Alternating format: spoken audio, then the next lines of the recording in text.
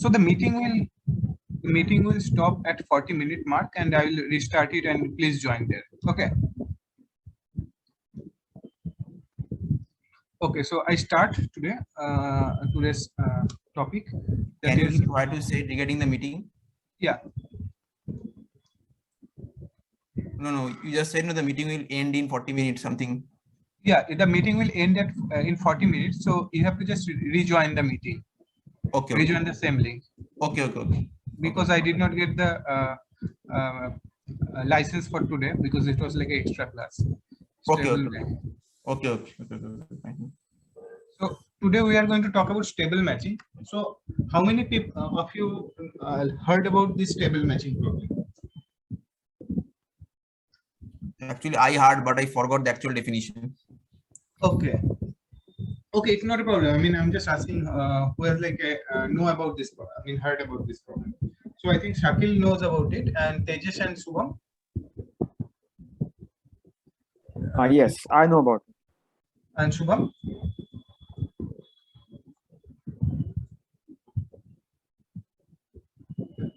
Okay, I have heard. Okay, so let's start with this problem. So in the previous class we saw that so how to compute a maximum matching, and first we saw an algorithm that runs in order n cube time, and after that we saw a faster algorithm with running time of order n to the power 5/2. That was the Hopcroft-Cart algorithm.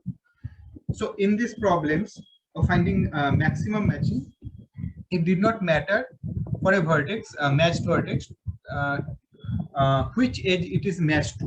So it can be matched to any of one of the edges incident to it. It did not matter to it. But the next few problems that we are going to work on, namely stable matching and some other rank maximal matching, there it will matter for the vertex, which edge it is matched to. In other words, you can say that the vertex has like a preference over the edges incident to it. Like he will have a first choice preference, and there is a second choice and a third choice, and so on. Okay, so if I write it down, so it will look like this. So if I take a vertex B, so is the screen sharing or? Yeah, I can't see your screen. No. Yeah, okay. I also cannot show screen.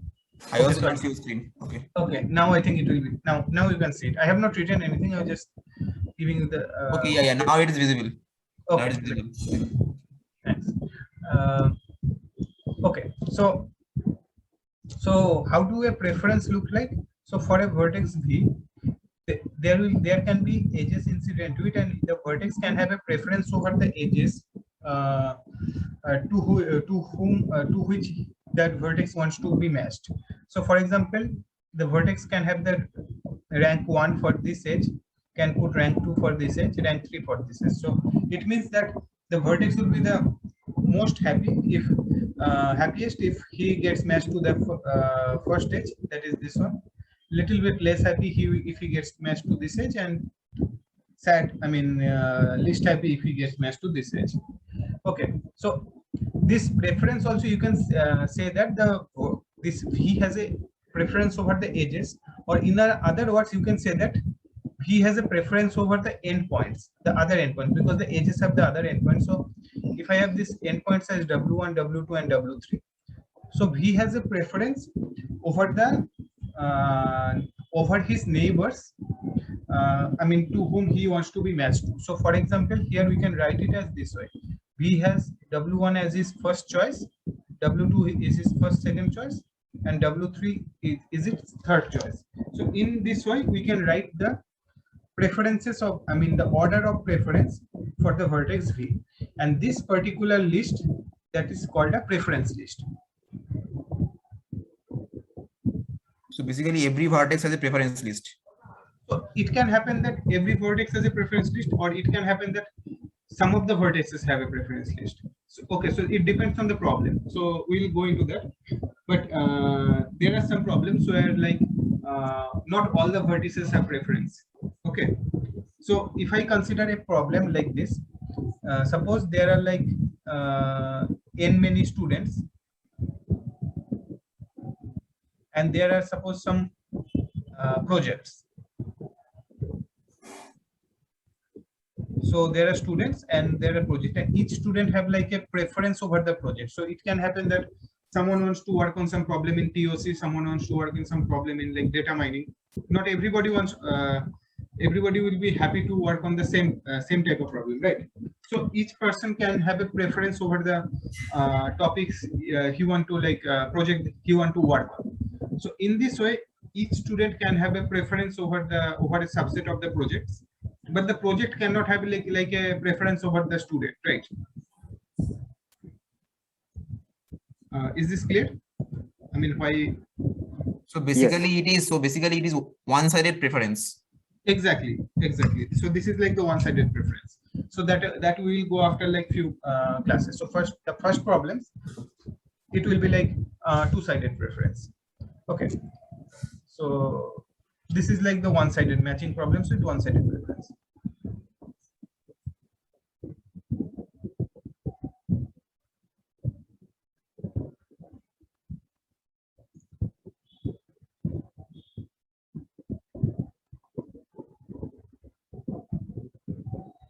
So what do you mean one side? It means that one part of the bipartition has a preference. So these vertices have a preference.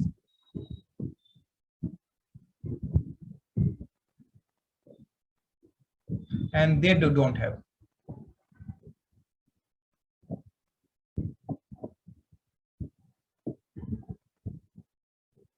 Okay. So you have the general idea of what is a preference list and how do you build a preference list? Okay. So if it is then just one moment.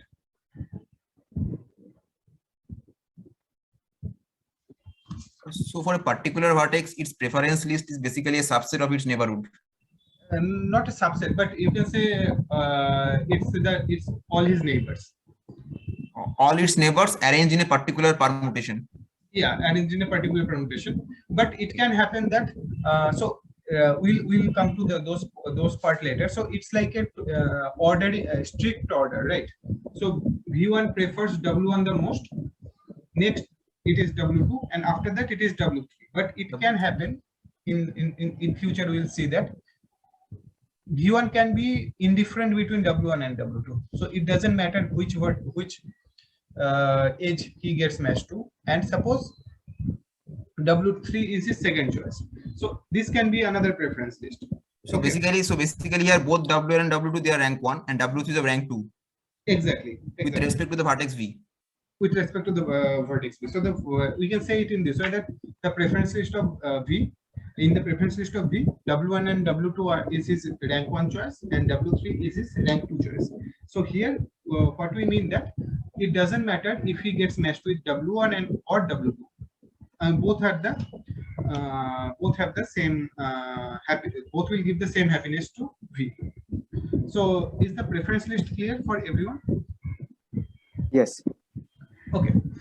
So if the graph is bipartite, then we have already seen that there is one such scenario that where we have this matching problems with one-sided preference. So what is the other type of problem that we have? The second problem we will have is matching problem with two-sided preference.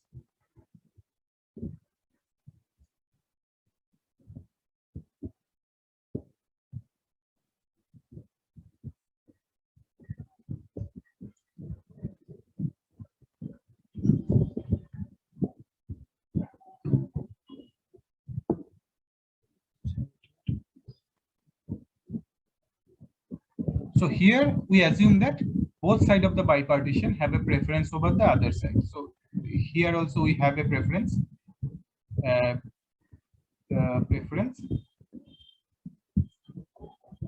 And here in this side also we have a preference.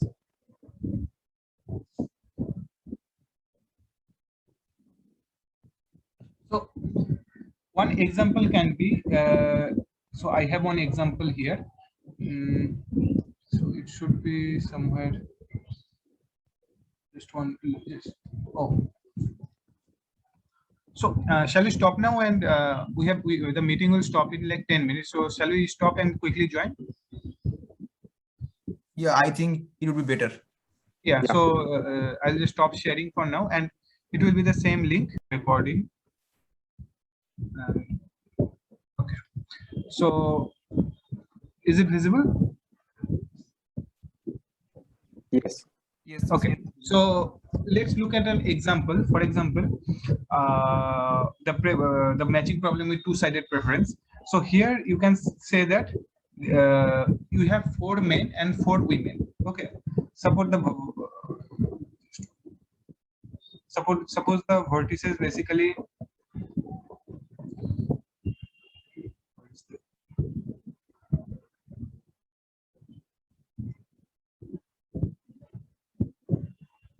Yeah, suppose the vertices are basically four men and 4 women. So on the left hand side we have 4 men, M1, M2, M3 and M4, and on the right hand side you have 4 women.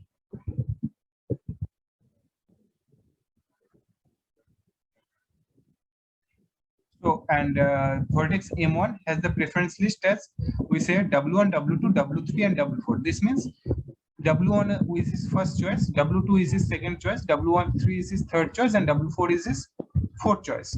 And similarly, we have the preference of M2, M3 and M4. And similarly here you can see that there is a preference of W1. What is the preference of W1? It is M2 is his first choice, M3 is his second choice, M4 is his third choice, and M1 is the fourth choice. So in that way we have the preference of W1, W2, W3 and W4. So this is an example where both sides of the bipartition have a preference. Okay, so what should be the natural goal here? So that if we find any matching here, it may not make it may happen that most of the people are not happy. Like most of the people got a very bad choice. So I have a question. Yeah. So are we assuming that the graph is complete bipartite? So for example, yeah, here we are assuming the graph is complete and bipartite. Complete bipartite. Okay. So it can happen that we can have some special, I mean, we can have generalization where we don't have complete graph, but for now, let's assume that the graph is complete. Okay. So what can be the next goal? So our next goal can be to match everyone to their, like, to give them everyone their first choice. But that also cannot happen always, because it may happen that, so for example, here you can see that M1 and M4 both have W1 as his first choice. So M1 and M4 both have W1 as his first choice, but only one of these two can be matched to W1. Not both of them can be matched to the same vertex. So it means also that it cannot happen that all the vertices will get matched to their first choice. So now we need to find some nice criteria that makes most of the people happy. I mean, we want to like maximize the number of people who are happy. So one of the criteria is called optimality criteria, is called stability.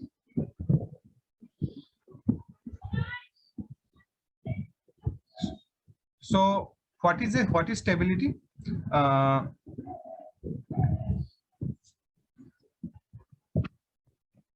So to introduce the stability, we need to introduce the notion of blocking pair. Okay. So what is a blocking pair? Hi, Arvind.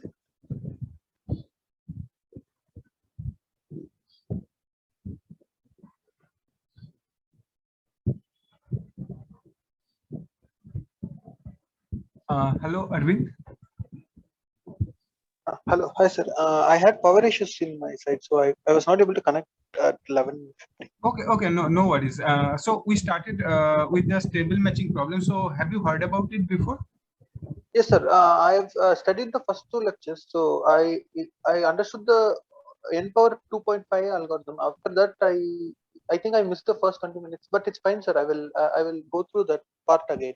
So I'm started. This is like the new part. So so it's like the stable matching problem. So I'll tell you the first part maybe after the class, but you can understand. I think you can understand this part without. Yes, sir. Okay. Fine. we started with the stable matching problem, and before we know about the stable matching problem, we need to understand what is a blocking pair. So what is a blocking pair? A pair of vertices m comma w is called a blocking pair if this particular edge is unmatched in the matching and m prefers, suppose m is matched to some w prime and w is matched to some m prime in the matching, and this pair mw will be called a blocking pair if m prefers w over w prime and w prefers m over m prime. So you can see it in a natural scenario also, like we have n men and n women and we want to make n couples, and suppose there are two unmatched pair such that they prefer each other over their current partners. In that case, it's natural for them to break away from the current marriage and join together. So this is quite natural. So, can you once again repeat the definition of blocking pair? Yeah. So I'm going to write it now. So the definition is basically, so you have a pair of vertices m comma w, a man and a woman, and the m is matched to suppose some w prime and w is matched to some m prime. Okay, so m and w are not matched with each other, but m prefers w over w prime. So suppose that m has a preference 1 for w and preference 2 for w prime, and similarly w has a prefers m over m prime. So suppose w has rank 1 for m and rank 2 for m prime. So here you can see that both m and m prime are will be happier if they break off their current ties and join together, right? So, and this if the graph has this kind of structure, then the and this kind of structure is basically called a blocking pair. So this kind of edges, if this happens, then MW will be called a blocking pair. So I'll write it down properly now. So basically, it may not be exactly rank 1, rank 2, but some higher rank and lower rank. Yes, exactly. Okay. So the rank 1, rank 2, I just gave it for the example. Generally you can write it in this way. So you can write it minus over here, and you can write plus. So if I write this, it basically says that m prefers w over w prime. So this edge has a lower rank than this edge. So this is like the general notation. So is it clear? Yes. Okay. So I'll just write down the blocking pair. MW is a blocking pair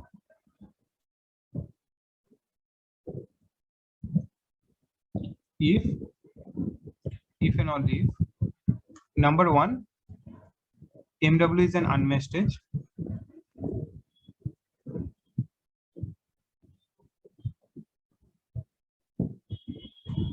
Number 2 is M prefers W to. So what do I mean by this? This means the partner of M in the matching capital M. Is the notation clear?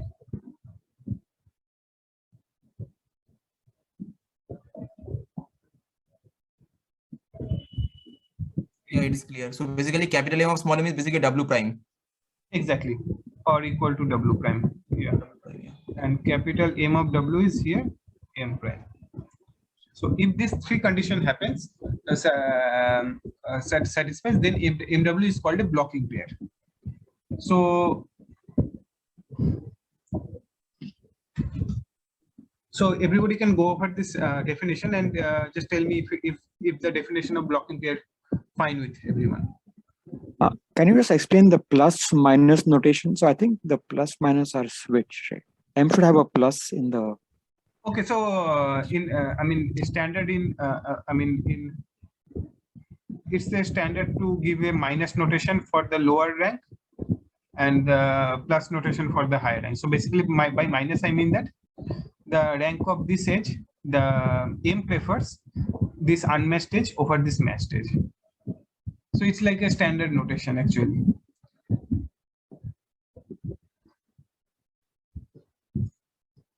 No, but M is matched to W prime, correct?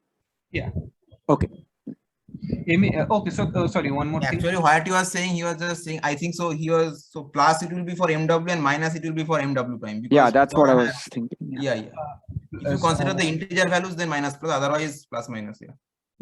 Sorry, can you please repeat it? I did not get. So basically, for MW to be a blocking player, we know that M prefers W over W prime. So MW has a higher rank.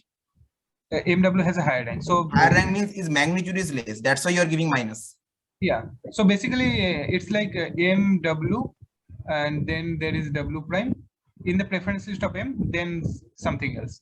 So this is the preference list of M, and the preference list of W has like this, something, then M, then something, and then M prime, and so on. So these are the preference list of M and W. Okay. So it becomes like a standard notation now, and I mean when you works, then it basically says like by minus we mean that it has a lower, I mean higher rank. Yes. Yeah. Now it's clear. Smaller rank 1 or rank 2. Yes. Thank you. Okay. So is the definition of blocking pair fine for everyone? Then I will go to the stability. Yes, it is fine. Okay. Fine. So what is a stable matching now? So a matching is called a stable matching.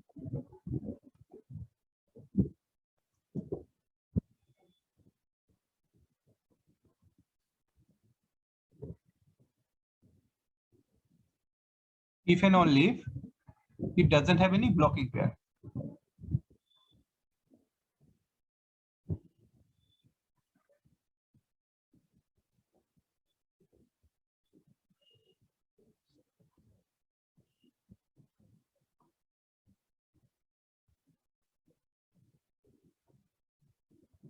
Okay, so a matching is called stable matching. It doesn't have any blocking pair. So what happens if it doesn't have any blocking pair?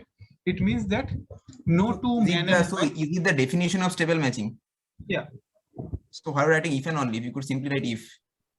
I mean, it goes basically the definition goes both ways, right? A matching is called a stable. Yeah. Actually, I thought that it is a theorem. So no. The definition is basically goes both ways. I mean, okay. In that sense, okay, fine. Yeah. So is it basically a definition of stable matching? Okay, fine. Yeah. So what is what does this signify? It means that there are no two men and women who are not currently matched can break off their current ties and get matched with each other, and in that case both are happy, both becomes happier. So it cannot happen. Okay. So is the definition of stable matching fine, and what is the motivation behind it? So yes. What is happening? No two unmatched pair can break their current ties and match with each other and become happier. I mean, both become happier. So it cannot happen. So it's like a motive significance of. So it cannot happen. So it is possible that one of them can become happier. Yeah, it can happen that one of them can get happier, but the other one will be sadder. I mean, other one will have a worse choice. So it cannot happen. So both cannot become happier at the same time. Yeah, both cannot become happier at the same time. So because if both can become happier at the same time, then we have the blocking pair situation. This is the only case when both M and W they get happier by breaking up their current tie and get matched with together. Okay. So stability, the idea of stable matching is it clear, or Do you have any doubts? Yes, sir. One question. Yeah, sure. But this only applies when there is two side preferences. Yes. How would we define like stability if there is only one side preference? Okay, so there is nothing called stability in the one-sided preference. So we have different optimality notation. So it's a good question. So we don't have the stability constraint there. So we have this called, one thing is, I'll come to that in like in 7 or 8 class after. Okay. So one is called rank maximality. So what it does, you have one side have a preference and the second side doesn't have. So what you do is you find a matching that matches maximum number of people to their first choice.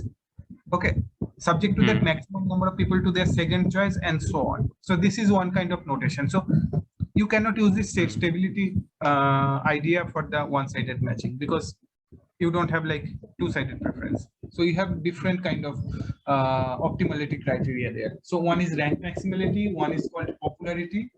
Then there is this pair matching. So we are going to look into this rank maximality and popularity. Okay. Okay. Okay, so But sir, I have a question. yeah. So this whole concept of stable matching is defined for matching with two-sided preference. Okay. Yeah. So suppose if we go for one-sided preference, and then can we just slightly alter the definition of stable matching and say that MW is a blocking pair if and only if it is unmatched edge, and only the second condition will be there because it is one-sided preference. M prefers W to W prime. Okay, so in that case, it will not work because if a person doesn't get their first choice, then that edge will always be blocking, right? Okay, and it is not always possible to match every person on the first side to their first choice on the second side. Yeah, no, it is not possible to match everyone to their first choice because if two people have the same choice, same first choice, you cannot match both of them. Exactly. Yeah. So that's why you So, cannot but we can also not define it like this. Like if suppose M prime is matched to W and M is matched to W prime for one-sided preference, and let's say M prime prefers W prime over W and M prefers W over W prime. Then they can swap their partners and both. But I think that reduces to rank maximality type of thing, like the rank increases. Exactly. So maybe I should write it down. So you are saying M and W is there, and M is partnered with W prime, and M prime is partnered with sorry. So is this the scenario? Yeah, this will work. And so let's say M is partnered with W prime and M prime is partnered with W, and let's say they prefer, like M prefers W over W prime and M prime prefers W prime over W. Then they can swap, and we can define this as an unstable situation. Yeah, so they can swap, and this becomes a scenario of a rank maximal matching. This kind of reduces. I don't know the definition of that, but kind of because rank increases. That both M and M prime are getting a better choice. Yes. Okay, so that's why it becomes like a scenario of a rank maximal matching. Okay, so yeah, we'll come to the one-sided preference, and there you will see that you have some different optimality notation, because here you cannot just remove one of the two. I mean, you cannot just simply remove this condition and then move forward. That will not be possible, as we have seen. Okay, so now it is clear, right? What is the stable matching and the main idea of the stable matching? Yes. Okay, so what should be our next goal? Our next goal would be to compute a stable matching in an efficient way. So we have this algorithm called Gale-Shapley algorithm.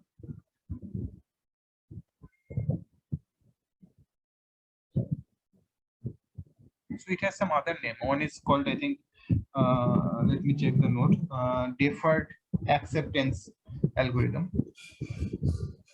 Actually, both of them are economists, right? Gale and Shapley, they were. Yes. Shapley got Nobel in 2012, I think. Yeah, exactly. Shapley got Nobel, yeah. Shapley and Alvin Roth. So there is another, it's called deferred acceptance algorithm. So you will see why this name came.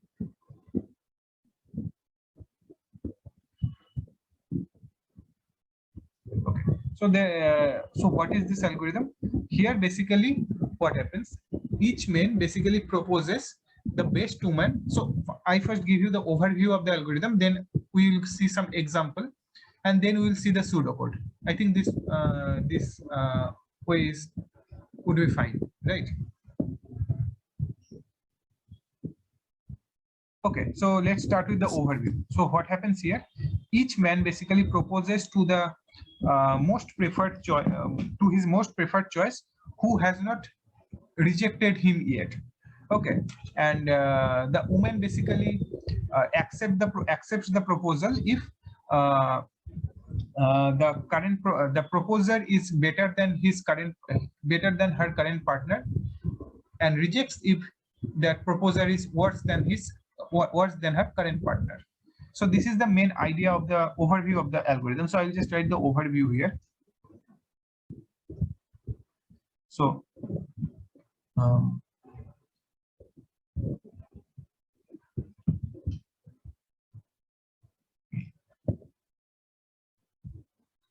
so one after another, one man proposes and then another man proposes. Is like that. Each man proposes to his most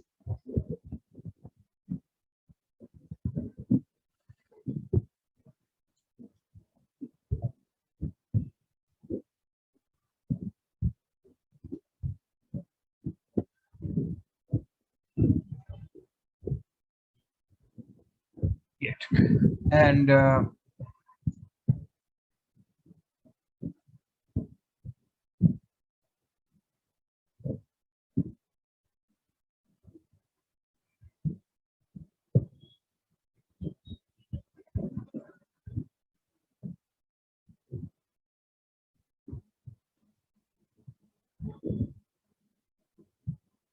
suppose each man say let's call him M. Okay, M.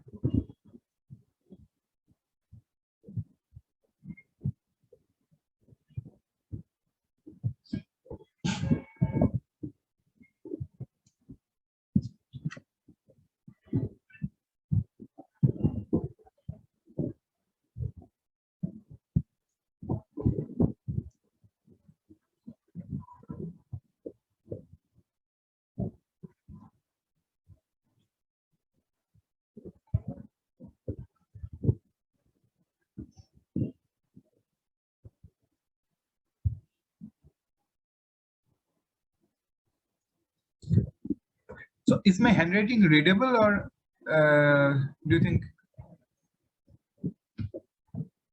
Yeah, it is readable.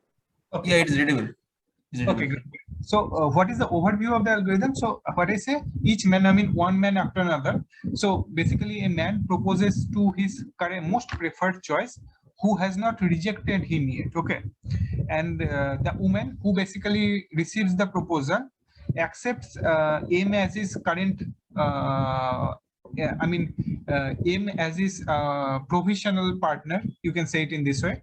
If M is better than her current choice, and rejects M if the M is basically worse than her current choice. So basically what is happening here, when a man So at the end, what do you mean by current choice? Do you mean current provisional partner? Yeah, current provisional partner. Current provisional partner. Okay, fine. Okay. Okay, so what is happening here is that if, at the beginning, every man and woman is like a free vertex. They are not matched with anyone. So when a man is proposing to some woman, the woman is basically provisionally accepting.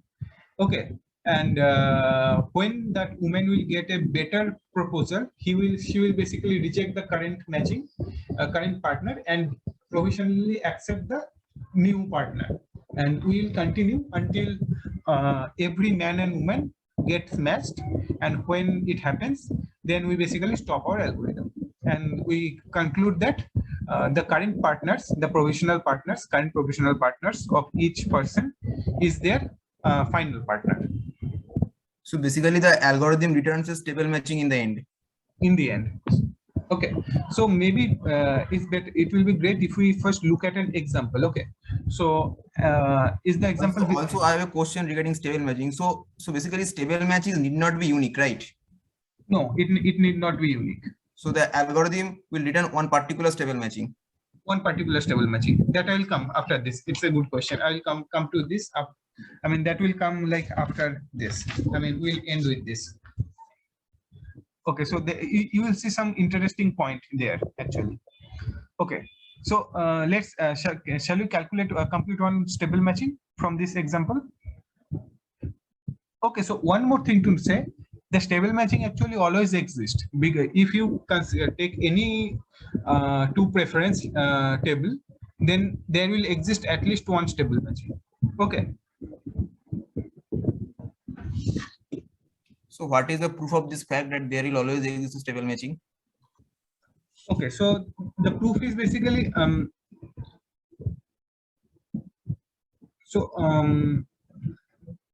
basically the proof will come from the correctness actually, that there will always exist a stable matching. Okay, so basically if you can show that the Gale-Shapley algorithm is correct, correctness Yeah. algorithm, from Yeah. on the proof of correctness we can say that there exists stable matching. Yeah, so the algorithm is matching. so suppose okay, so maybe first we should go over this example. Okay, so anybody can suggest me like how this will go, or shall I do it? I think it will be better, I guess. Okay, so first suppose M1 proposes to W1, and suppose and now we can see that W1 is currently free. That's why W1 accepts the proposal of M1. So for W1, it is currently matched with M1. Okay, now M2 is proposing to W2, and we can see that W2 is also free. So M2 accepts the proposal of W2. M3 proposes to W3, and you can see that W3 is currently free. That's why W3 accepts M3. Now M4 arrives, and M4 proposes to W1, and we can see that in the preference list of W1, W1 is currently matched with M1, and M4 proposes to W1, and we can see that W1 prefers M4 more than M1. So W1 basically rejects the preference, rejects the provisional partnership with M1 and accepts M4. Now we can see that M1 is currently free, M1 is not matched, so and W1 has rejected M1. So now M1 proposes to the most preferred choice who has not rejected him yet. So that is W2. Now we come to the preference list of W2 and see that M1 is W2 prefers M1 more than M2. So W1 prefers M1, W1 chooses M1, and W1 rejects M2. And in the preference list of M2, it is also rejected. It also gets rejected. Now we can see M2 is a free vertex. So M2 proposes to the next best partner, that is W3. We come to the preference list of W3 and see that W3 prefers M2 over M3. So W2 rejects M3 and gets matched with M2. Next is if this happens, then M3 is currently free again.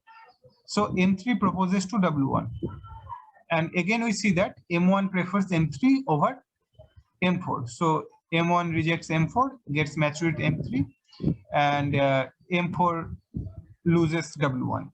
Now M4 proposes, because M4 is free, M4 proposes to W2, and in the preferences of W2 we can see that W2 prefers M4 over M1.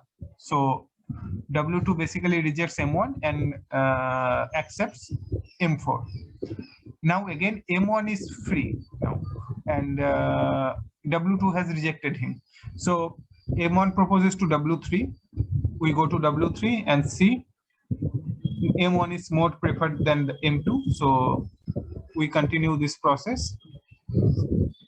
Now we can see that M2 is free again.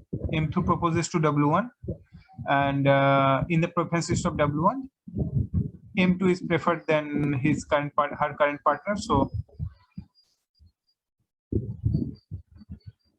W1 gets matched with M2. Next is now who is unmatched? Now I think M3 is unmatched, right? So M3 proposes to W2, and we go to W2's preference list and see that M3 is worse than M4, better than M4. So we reject it and we match M3. And finally, we go to the preference list of M4 and see that the next his next choice is W3. And we go to W3 and we basically match M3 with W3 with M4. And after that, we can see that M1 is currently unmatched and M1 proposes to W4 and W4 basically accepts M1. So in this way, and after this step, we can see that everyone is currently matched. And that's why this will be a stable matching. So the stable matching here will be M1 W4, M2 W3, or M2 W1, right? So basically, as long as there is a free man, the algorithm will continue. Exactly. And when there is no free man, the algorithm will terminate, stop. Exactly. Yes. Yeah. M3, So basically, it always updates the matching. yes. So yeah, it updates the matching. So one thing is that okay. So first, let's go over this. So is the algorithm clear to everyone, or is any doubt? Is there any doubt? So it's quite intuitive. It's fine to write. I have a question. So if a woman rejects a man, then it is not possible that he will accept him later. Yes. Okay. Because a woman rejects a man if and only if she gets a better choice. Yeah, exactly. Yeah. Right. And no man is rejecting an woman. Only the women are rejecting the man. Exactly. Yeah. So is the algorithm clear to everyone? Like what is happening here?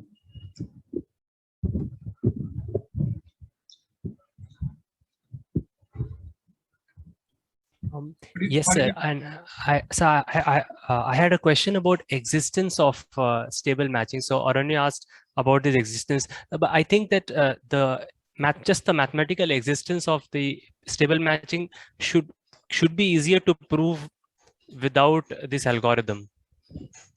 How do you propose? Yes, sir. So I think that if we just look at all the blocking pairs, and so at each step we take a blocking pair. Now this is not algorithmically feasible, but this will just show mathematical existence. So we take a blocking pair, and so let's say M prime is matched to W and M is matched to W prime, and M prime W is a blocking pair. Then we just do what we should do. We match M prime.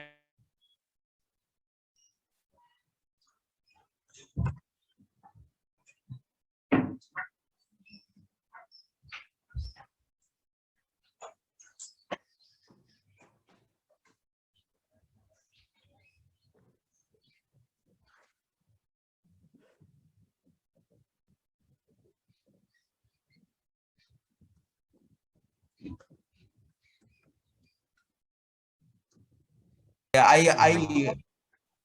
sorry, got your point. I got your point. Yeah. I got disconnected this time because of power outage. Yes, sir.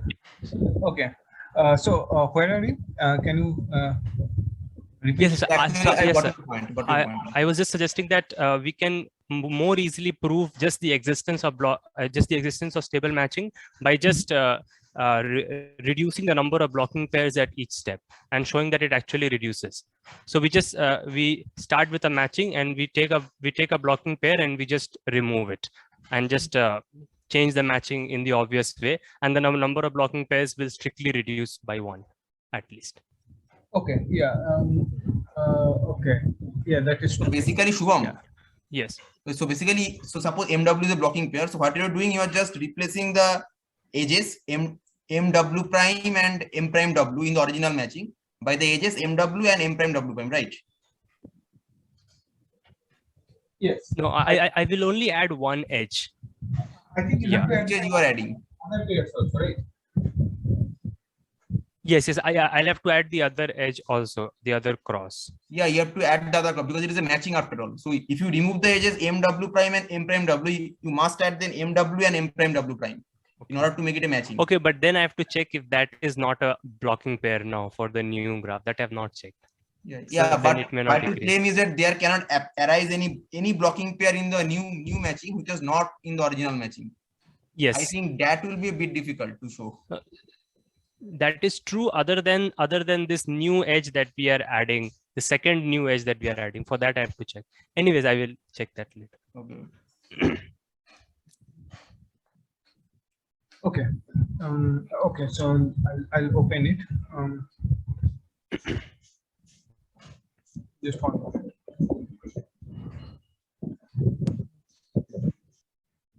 So the algorithm is clear, right?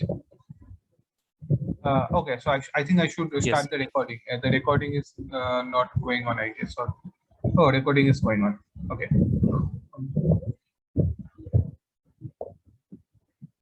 I think we can leave and again return because it's only 3 minutes remaining.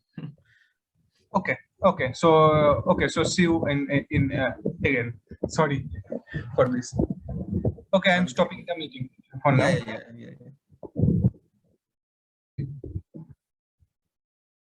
Okay. So the algorithm is fine now. So we can just can have a look at the pseudocode for once.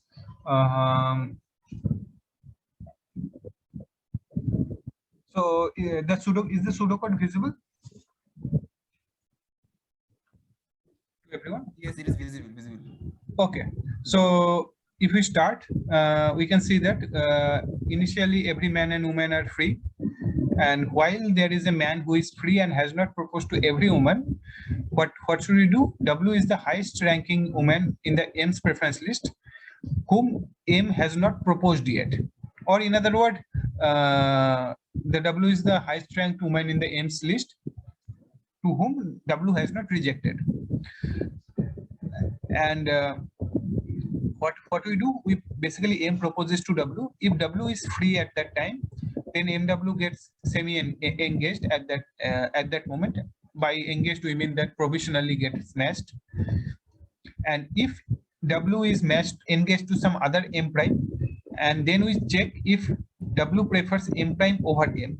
If W prefers M prime over M, then we do not match WM, and M remains free. So M, and if W prefers M over M prime, then M prime becomes free, and so we basically remove this edge M prime W, and MW gets paired, and M gets matched with W, and we continue this procedure until every man gets matched.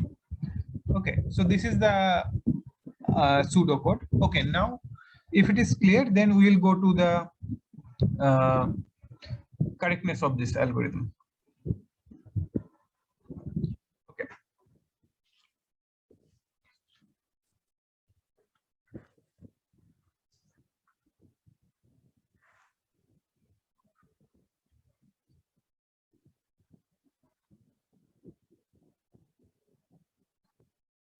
Oh, should change the color. Okay, so for the correctness, the first thing is the algorithm terminates.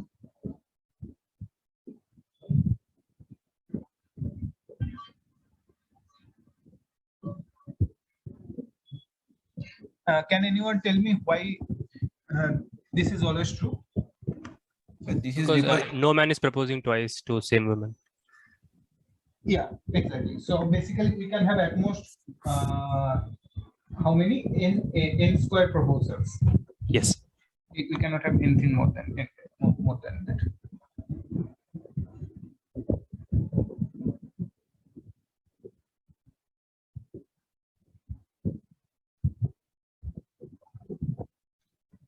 The second thing is, it will be a perfect matching.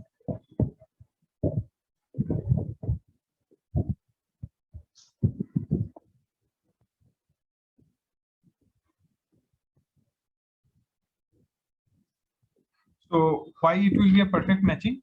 Suppose M is not matched. So we will prove it by contradiction. suppose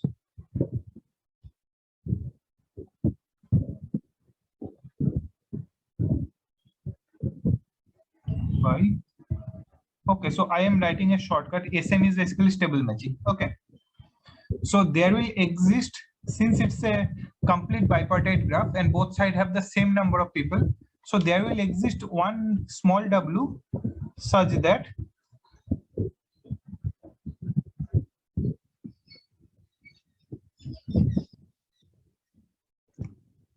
it's clear, right? There will exist one small w such that the small w is also unmatched.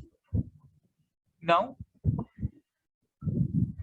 small w is in the preference list of M.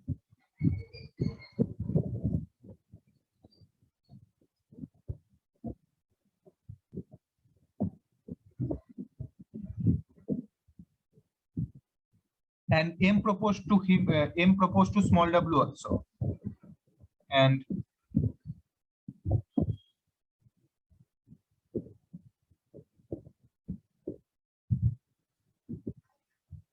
so why it is true that M proposed to small w? Because since M is currently unmatched, that means M proposed to everyone and he got rejected by everyone. That's why that is the only reason he is unmatched. And since W is in the preference list of M, that means M proposed to W, because M proposed to everyone and got rejected. Since W rejected M,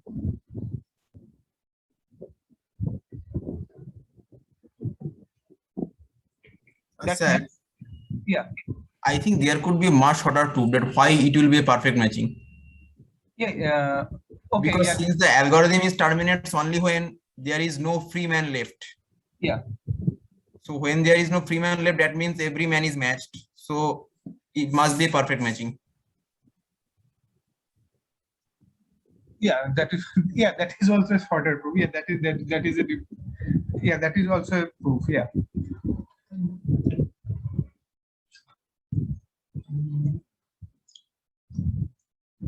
Yes, along with that, we can use the proof of number 0.1. That is the algorithm terminates, and okay, yeah, that is also true.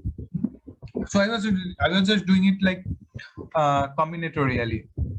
Why it will be a perfect matching. So maybe shall I complete this one? Yes, please. Okay, so since W rejected M, that means W got matched to someone better than M provisionally.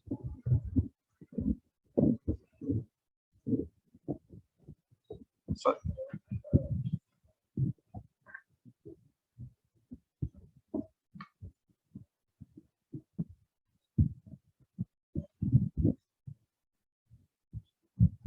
And one more thing to notice is that the final partner of a woman is always better than all the men that the woman rejected.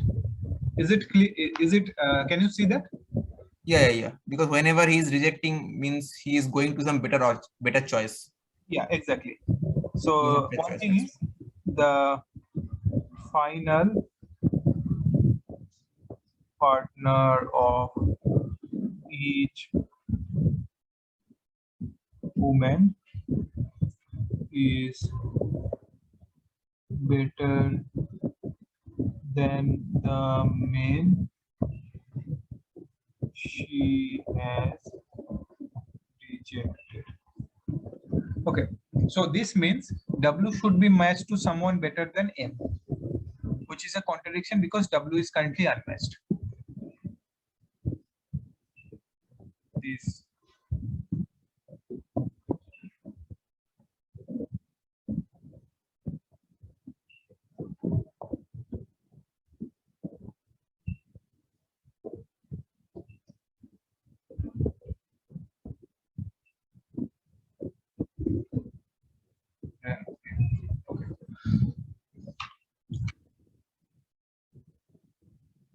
Sir, can you repeat how we can prove this point number 2 only from the termination of the algorithm? Okay, so Is that possible? Yeah. okay, so there. So what I think Aranya you suggested, right? Yes, yes, yes. So Okay, actually what happens, so since basically the algorithm is running whenever there is a free man.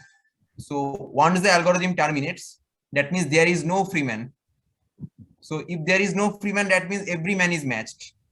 So in a bipartite graph, if every man is matched on the first part, that means it must be perfect matching. Sir, but then I think it is not clear from the algorithm that the algorithm will terminate in that sense. Yeah, because whenever the algorithm is running, what is doing, it is basically the basic operation of the algorithm is basically it is finding a free man. It is going to his preference list and it is seeing an woman who has not rejected him and who is the best one. Okay, so I think the problem here might be there might be a cyclic proof. Yes, and then he may get rejected again. So without proving this point number 2 like this, like this combinatorially, I think it is not clear that there will be no free man left.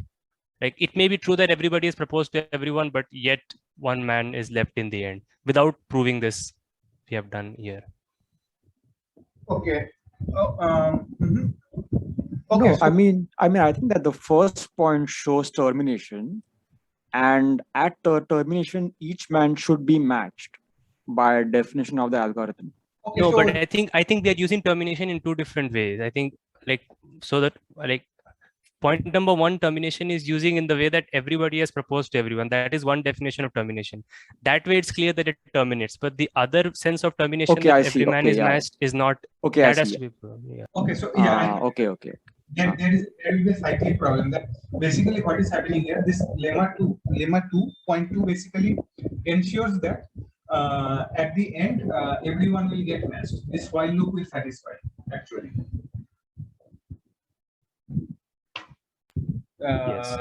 So this while loop in that pseudocode will satisfy this lemma 2 is basically ensuring that.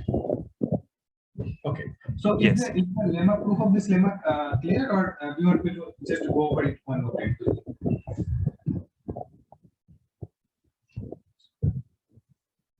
Okay, so basically, so I'll just go over it once. So suppose M is not matched, that means there will exist one W who is also unmatched.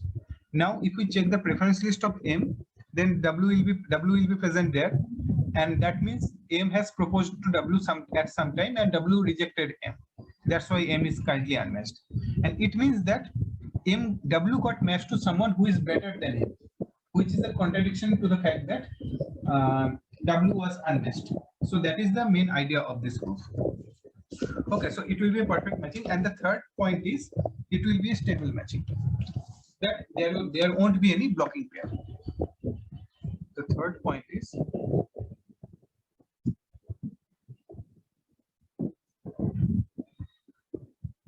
So I think the third point can be put by contradiction. yeah. So we can so do you want to solve it at home and show it to me tomorrow? Like why it will be true? I mean everyone. Yeah, it's fine. Means the proof of why there won't be any blocking pair. Yeah. So the Yeah, proof fine. why there won't be any blocking pair. So you can just try at home, and if you can do it, it will be great. And if there is some problem, then I will prove it to you for you. So there is not much time. That's why I am thinking. So can we go till like 11, like 20, 13, 20? Is it fine? Yes. Yes. Can I ask one question? Yeah. So coming back to the previous question. So I think, okay, by point 1, Yeah. there are at most n square pairs. Okay. Yeah. Okay. And we know that at each step of the algorithm, the number of matched pairs goes up by 1 strictly.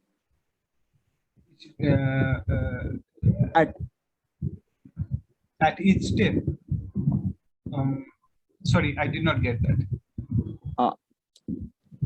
I mean, okay, so the number of proposals goes up by 1 strictly at each step of the algorithm, because there's one more proposal happening at each stage of the while loop. Number of proposal increases by 1. Yeah. Yeah. So which means it has to terminate after n square steps. Yeah. So now you look at the point where it terminated, and at that point, we know that each man is matched because if there was even one man who is not matched, it would not have terminated because we keep running until there is no free man. Okay, so basically that so the problem here is in the algorithm we are basically creating an algorithm. We are saying that continue until this this thing satisfies that no man is free. Now we are proving why there will be no man free. I mean, in every stable matching, no man will be free. So here we are making a statement like, let's continue this procedure until no man is free, right? And in the correctness, what we are doing, we are proving that it will be in every stable matching, no man will be free. So that means the algorithm, basically this while loop will satisfy at some point. By algorithm terminates, we mean that there won't be infinite number of proposals. That's what we mean. We don't mean that this algorithm, the pseudocode terminates. Yes, sir. But I think we should not call point number 1 algorithm terminates. Like Okay. point 1 and 2 together, I think I'm just saying point 1 and 2 together, I think are needed, right? To say No, the I algorithm. think I think one is enough because one proposal can be made only once. Like if there is one pair which is proposing, that pair never repeats, and at each stage there is exactly one proposal happening. So you cannot run more than n square times. Yes, so- but that doesn't imply that itself doesn't imply that every man will be matched, Yeah. because he may also get unmatched later on.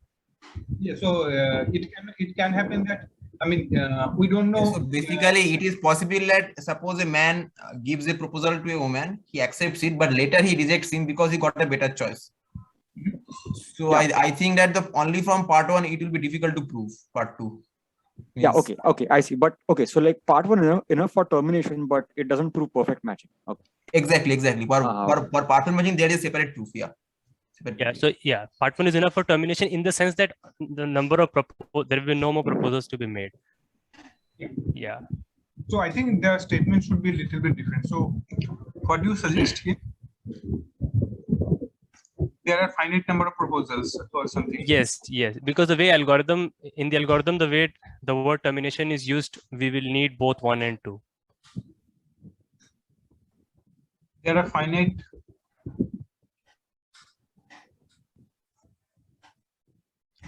Is it correct? There are finite number of iterations. Yeah. This seems better, more accurate. Okay. Finite so my handwriting is getting worse. Sorry. Finite number of iterations. Okay. So the third point, I think you can try at home, and if you can't, if you have some problem, I'll try to solve it for you. Okay. So now, But sir. yeah. I have a question. So when does the algorithm exactly terminate? When every man is matched. So when every man is matched, that means there is a perfect matching. Okay, so one argument for this is that we are trying to prove the algorithm is correct, right? So Yes. we cannot use anything from the algorithm to prove that. Then there will be a cyclic redundancy, right? No. I am not saying it. What I am saying is the proof of part 2 can be made directly from part 1. Because just now you said that the algorithm terminates only when every man is matched. That is coming from the algorithm. Yeah, that is kind of the algorithm, and we know that at every iteration of the algorithm we are getting a matching. So Yes. matching where every man is matched must be a perfect matching. But here, what we are doing, No. we are trying to prove the correctness of the algorithm, right? If we are trying to prove something is correct, we cannot use any fact from that algorithm. Then we have a cyclic redundancy, right? We can also see it like this: if we only use the fact that the number of iterations is finite to show that we get a perfect matching, then we are not using the algorithm at all to show that there is a perfect matching. So that means any algorithm which has n square iterations should give perfect matching, but obviously it will not. Not any algorithm I will give got the perfect point. matching. I got the point. But the way we wrote the algorithm and how it is terminating, from that thing, I am just saying that it is a perfect matching. Okay, yeah, from there you But can that has say, to be proved. yeah, it is a perfect match. Yeah, that has to be proved. So that that is the thing. Yeah, I mean, it's easy to see that it's a perfect matching, and yeah. Okay, so you can try to do one more question. I'll just write it down here. Because I want to show you something else. The stable matching always exists, that you said. You can try to give me a formal proof for that.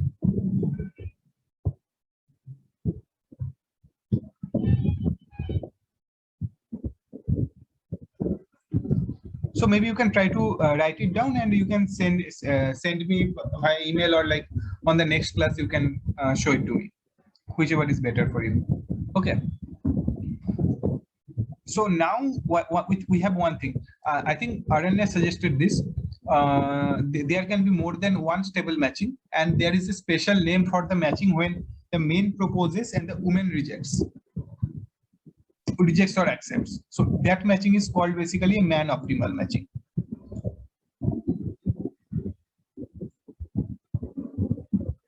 So what is the nice thing about this matching where the man proposes and the woman rejects or accepts? In this kind of matching, a man gets the best partner he can get in any stable matching. Okay, so basically in a man optimal matching, every woman will get the best partner. Every man. No, actually the definition of man optimal matching is not clear to me. What is man optimal matching?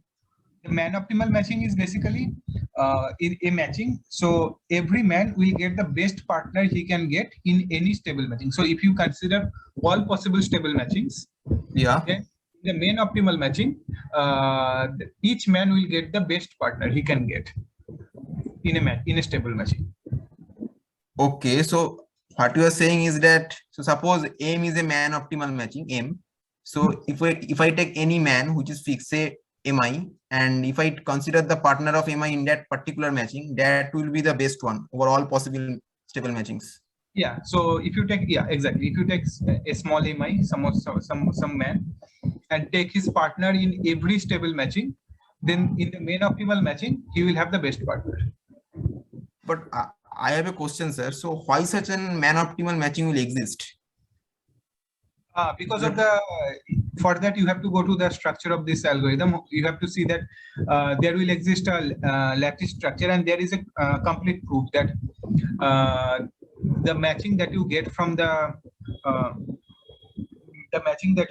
the stable matching problem, in that matching every man gets, and the matching that you get from the Gale-Shapley algorithm that we just saw, where the man proposes and the woman accepts or rejects, there each man gets the best partner. That you can prove that, proof like combinatorially. Like if you take any other matching, that each man will have worse partner in that other stable matching. So I will prove that to you in the next class.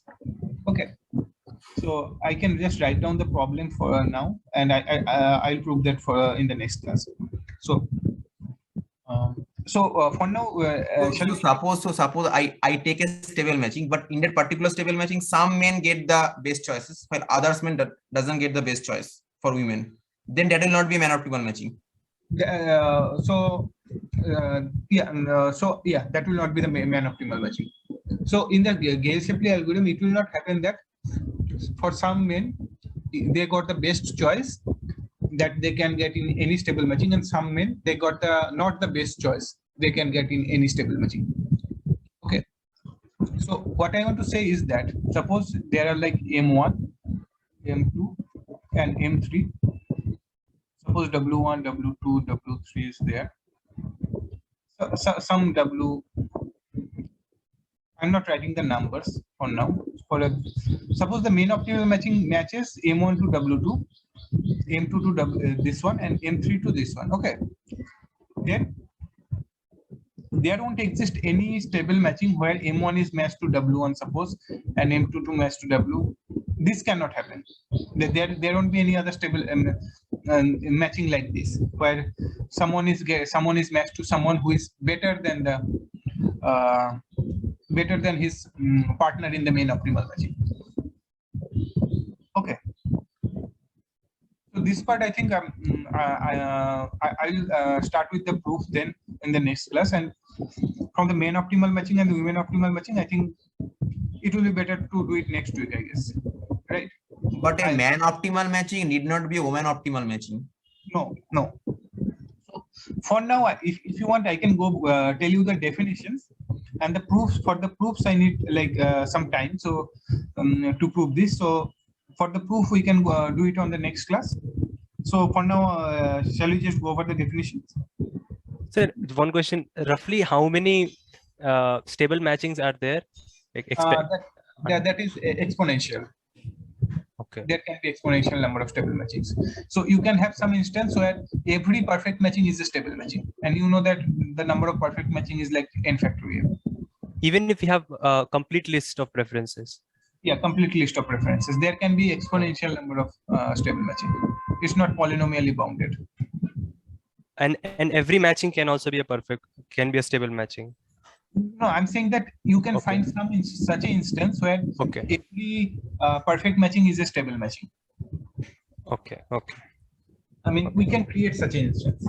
And in that instance, basically what you're saying, we can select some preference lists, such that under those preference lists, every perfect matching will be a stable matching. Exactly. And you know that how many the number of perfect matchings in a complete bipartite graph. Yeah, in factorial. So you can have that many stable matchings. So I can even give you one such example. So I'll just write down the points that I. But that is the worst case, right? But the number of stable matching is we are maximizing it. But is there a lower bound on the number of stable matchings? Trying to minimizing the number of stable matchings. It can be unique. There can be only one stable matching. Okay. So I'll just write down the problem. So the example showing.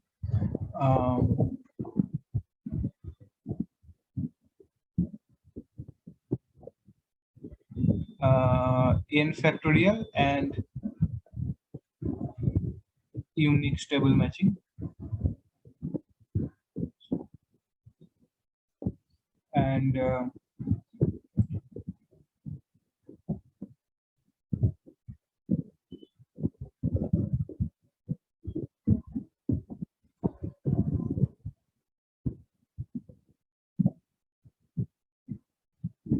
so why the GS algorithm basically gives us the man optimal matching. So these are the two questions that we'll tackle next week. I mean, not next week, I mean in the next class. So let's just go for the definition of the man optimal matching. So what is the definition of the man optimal matching? As we have said, it is basically each man gets their best choice in any stable matching. Okay. And any man optimal stable matching is also called a woman pessimal stable matching.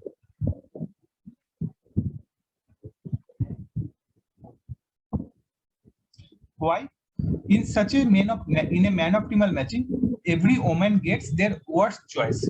Worst choice she can get in any stable matching. So I'll prove that also. Basically, man optimal matching and woman pessimal stable matching, they're same concept. Yeah. So I'll prove that a man optimal matching is also woman pessimal matching. So I'll prove that also in the next class. And the converse also holds, means the woman optimal matching will be man pessimal. Exactly, the converse will also hold. So in the next class, I'll have these three proofs at the beginning. So after that, you will have this you will have the concept of man optimal matching and the woman optimal matching, and so after that we'll do some generalized version of this stable matching problem, that like stable matching with like incomplete list, not complete list. So the underlying graph is not complete bipartite. So we'll work on that, and we'll also work on the problem where the stable matching with ties, like there are ties in the preference list, not the preference list is not strict.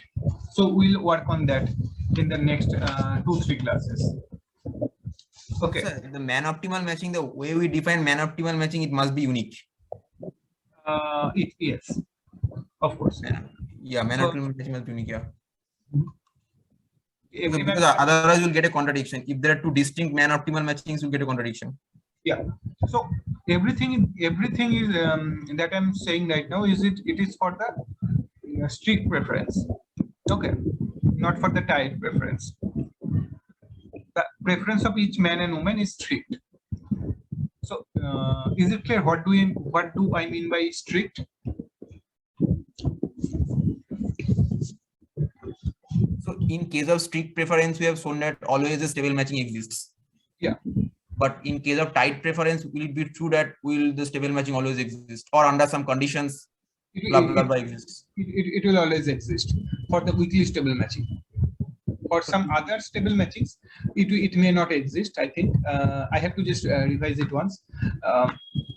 So, but in the most case, I mean, I think for the weakly stable matching, because the blocking pair definition will change now, because there are ties, so the blocking pair definition will change, and there will be like 3 types of blocking pair. Okay. Okay. Okay. So those things will come after that. Okay. Okay, so if you have any problem, any doubt, I will upload. I will save this page and I will send it to you. I'll try to find some lecture note that has the introduction to stable matchings, and I will also send that to you. And if you have any doubt, please write it to me. It's not. I mean, I'll try to explain it one more time. Okay. So, sir, in case of there is a separate definition of weakly stable matching, right? Yeah, so the definition depends on the blocking pair actually. So the definition of the blocking pair changes a little bit, because how you are breaking the ties, depending on that, you can have like 3 types of definition. Pairs, yeah. 3 types of blocking pairs, yeah. Exactly. And you can have 3 types of stable matching because of that. Okay. So basically we have to handle each one of those blocking pairs separately. Yes. And the problem becomes different when you handle different types of blocking pairs. Different. And also there will be 3 types of different stable matchings. 3 different definitions. Yes. So there is like one is called weakly stable matching, one is called strongly stable matching, and one is called super stable matching.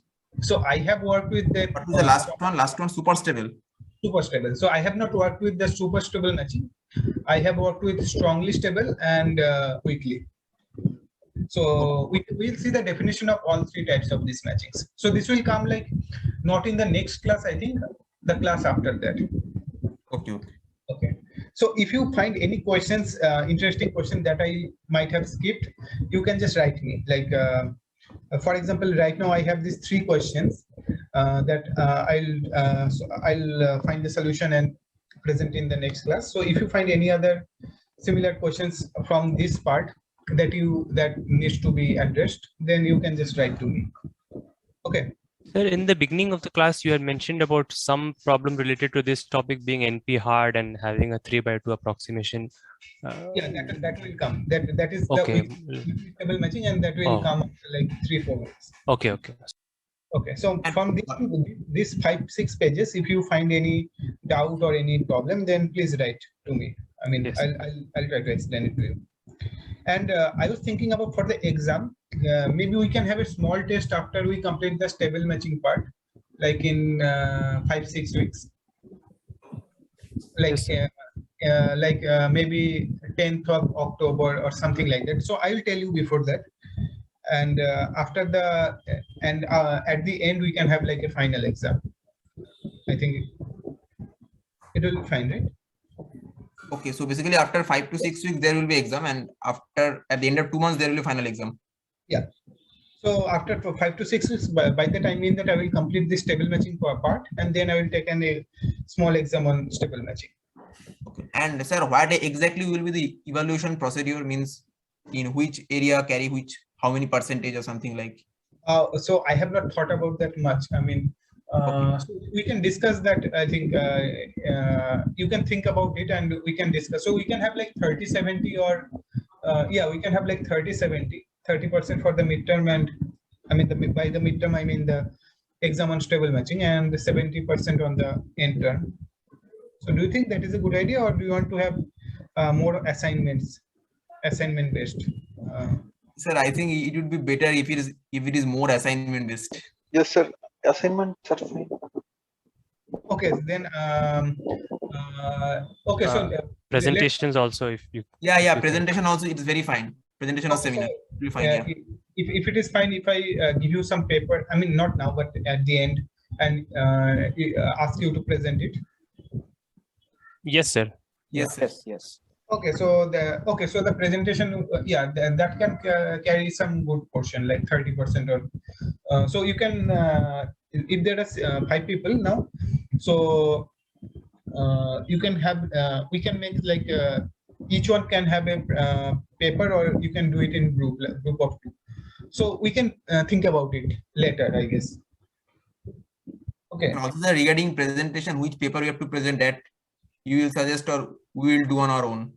So you can suggest me some paper. I will also suggest you. I mean, I will have some. I'll find some paper that is, that is relevant to us, and you can also suggest me some papers. Like you can send me by your suggestion by email, and I can check if that is Okay. like